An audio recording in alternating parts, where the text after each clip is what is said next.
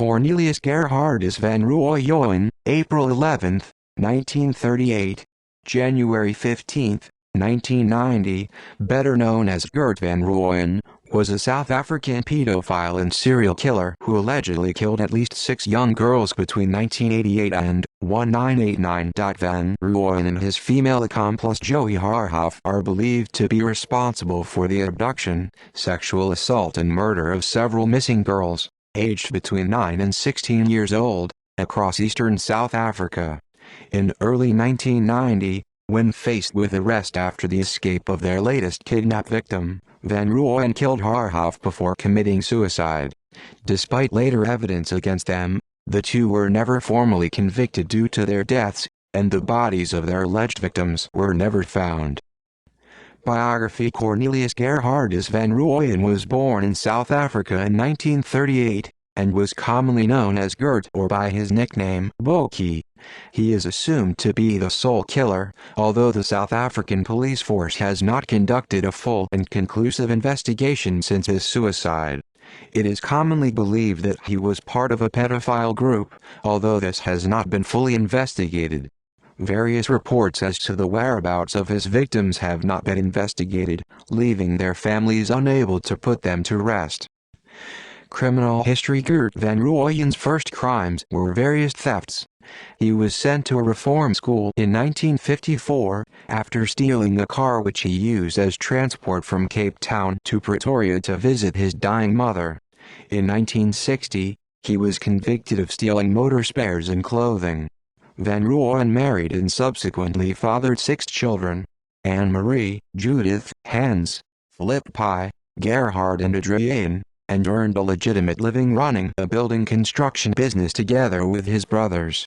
In 1979, Van Rooyen abducted 2 girls, aged 10 and 13, taking them to the Harpy Sport Dam near Pretoria, where he punched them in the face, ordered them to remove their clothing and sexually molested them.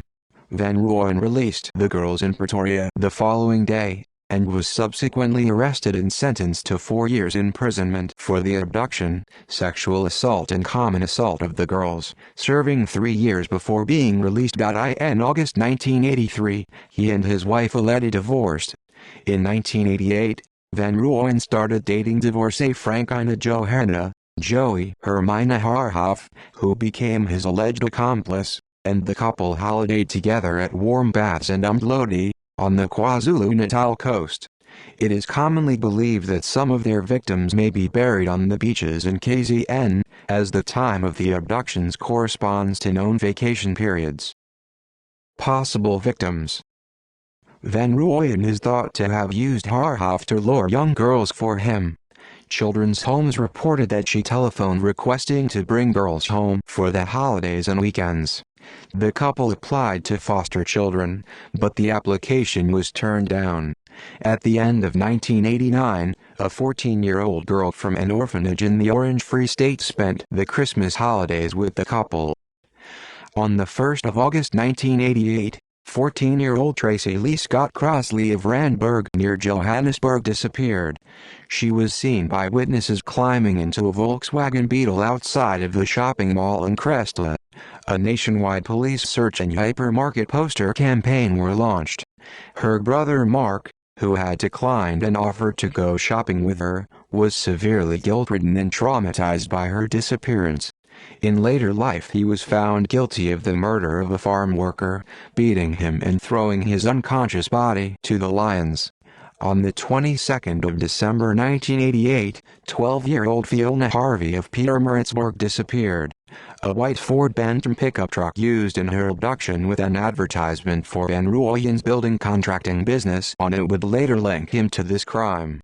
On the 7th of June 1989, 12-year-old Joan Horne of Pretoria disappeared. In July 1989, 16-year-old Janet Delpert of Durban disappeared after being abducted in a shopping mall by a blonde woman. She was later found wandering around distressed, but unharmed. Some weeks later, 9-year-old Rosa Peel of Alberton disappeared.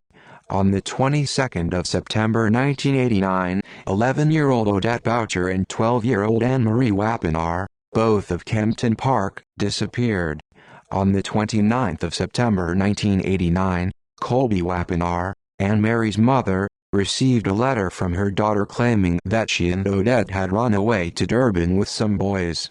Odette's letter arrived a week after Anne Mary's horizontal bar, although it was posted on the same day, the 23rd of September 1989, in Durban. It is suspected the letter was written under duress. On the 3rd of November 1989, 13-year-old Yolanda Wessels, the niece of Van Rooyen's partner Joey Harhoff, disappeared. On the 11th of January 1990, 16-year-old Joan of Pretoria was abducted by Harhoff in Church Square, Pretoria, and was taken to Van Rooyen's home on Malherbe Street in the Capital Park neighborhood of the city. 25 degrees 43 minutes 43.5 seconds south, 28 degrees 11 minutes 24 seconds east. Booysen was handcuffed, drugged and sexually assaulted before being locked in a cupboard. It is likely that Van Rooyen and Harhoff thought that Booysen was younger than she was due to her small stature.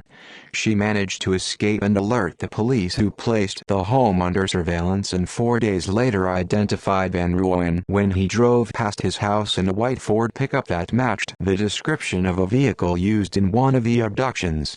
Upon discovering Booysen's disappearance, Van Rooyen shot and killed Harhoff with a .22 revolver before committing suicide with a .357 revolver. All the above disappearances, with the exception of Rosa Peel, were linked by witness statements or forensic evidence to Van Rooyen and Harhoff following their deaths.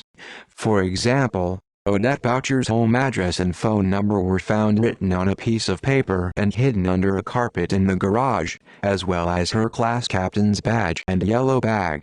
Anne-Marie Wapinar's address and home keys, as well as the envelopes and paper used when writing to their parents, were found in his home.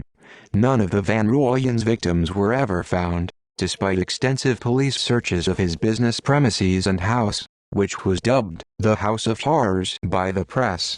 In 1996, Absa Bank donated Van Rooyen's former house to the police to allow the girl's disappearance to be investigated further.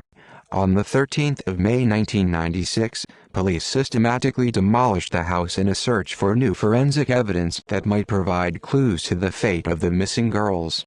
The roof was removed and vacuumed for traces of human hair and nails, then the walls demolished and the kitchen and main bedroom scanned with sonar equipment for cavities. The soil in the garden was sifted and some bones found, but forensic pathologists identified these as non-human. In February 2001, Flip Pie Van Rooyen, Gert van Rooyen's son, was found guilty of perjury in the Pretoria Magistrates' Court. He was charged with 3 counts of perjury after giving police conflicting statements under oath relating to the 6 missing schoolgirls. Flip Pie was then already in jail for a death sentence which had been commuted to life imprisonment for the murder of a 15-year-old Zimbabwean girl. He was paroled in 2008. Another son, Gerhard, was sentenced to 15 years in prison for theft and fraud. In June 1990, a customer at the Fabric Library in Midrand found a penciled note, written in a childish hand, on a slip. It read, "I am Anne-Marie. My friend and I are with our kidnappers at," listed an address. "My friend has tried to phone, but was cut off." Interviewed by the Sunday Star in April 1993, when news of the letter came to light, former Fabric Library personal assistant Deborah Sloan said, "What riveted me was a little girl who came into the Fabric Library shortly before the note was discovered.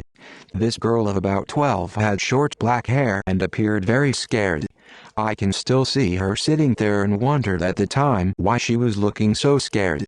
Contacted this week, Colby Wapinar told the Saturday Star that the handwriting was definitely Anne Mary's, and police handwriting experts confirmed it. Although Ray Boucher said police investigations at the address given in Anne Mary's note proved fruitless, it remains the only positive proof that she and Odette were perhaps alive months after the pedophile couple's bodies were cremated. On the 12th of March 2007, Renewed interest in the case occurred after a set of adolescent bones was found on the beach near Umdloti, KwaZulu-Natal, about 500 minutes away from a holiday resort that Van Rooyen and Harhoff are known to have visited. Subsequent DNA testing did not identify any of the Van Rooyen victims. The South African police have not released further details, which would lead one to believe there was no positive identification made. Significant public attention has been brought to bear on the case by the investigative television series Carte Blanche, which dedicated an episode to the mystery. In November 2007, bones were discovered in a property adjacent to Van Rooyen's house in Pretoria whilst ground was being dug up to install a swimming pool. Local authorities were alerted and police forensic experts were to determine if the bones were human. See also List of serial killers by country. References